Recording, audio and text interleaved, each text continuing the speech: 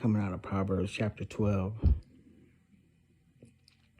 Whoso loveth instruction loveth knowledge, but he that hateth reproof is brutish.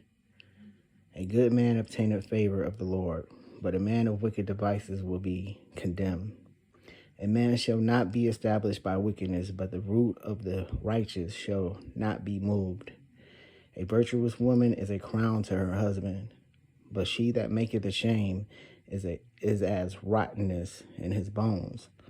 The thoughts of the righteous are right, but the counsels of the wicked are deceit. The words of the wicked are to lie and wait for blood, but the mouth of the upright shall deliver them. The wicked are overthrown and are not, but the house of the righteous shall stand. A man shall be condemned according to his wisdom, but he that is of a perverse heart shall be despised. He that is despised and have a servant is better than he that honoreth himself and lacketh bread. A righteous man regardeth the life of his beast, but the tender mercies of the wicked are cruel. He that tilleth his land shall be satisfied with bread, but he that followeth vain persons is void of understanding.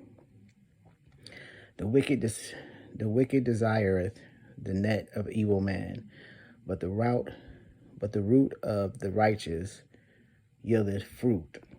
The wicked is snared by the transgressions of his lips, but the just shall come out of trouble. A man shall be satisfied with good by the fruits of his mouth, and the recompense of a man's hands shall be rendered unto him. The way of a fool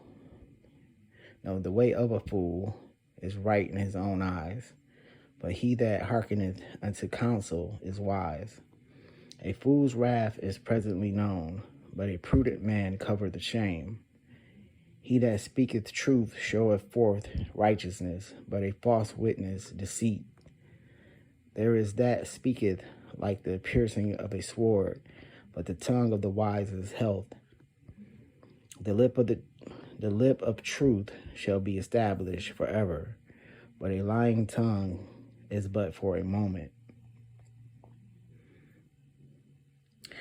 Deceit is in the heart of them that imagine evil, but in the counselors of peace is joy. There shall no evil happen to the just, but the wicked shall be filled with mischief. Lying lips are abomination to the Lord, but they that deal truly are his delight. A prudent man counseleth knowledge. A prudent man concealeth knowledge, but the heart of the fools proclaimeth foolishness. The hand of the diligent shall bear rule, but in the slothful shall be under tribute. Heaviness in the heart of man maketh it stoop, but a good word maketh it glad. The righteous is more excellent than his neighbor, but the way of the wicked seduceth them. The slothful man roasteth not that which he took in hunting, but the substance of a diligent man is precious. In the way of the righteousness is life, and in the pathway thereof there is no death. Those that have grace and love, it will delight in all the instructions that are given them by way of counsel, admonition, or reproof, by the word of the providence of God. They will value a good education and think it not a hardship, but a happiness, to be under a strict and prudent discipline.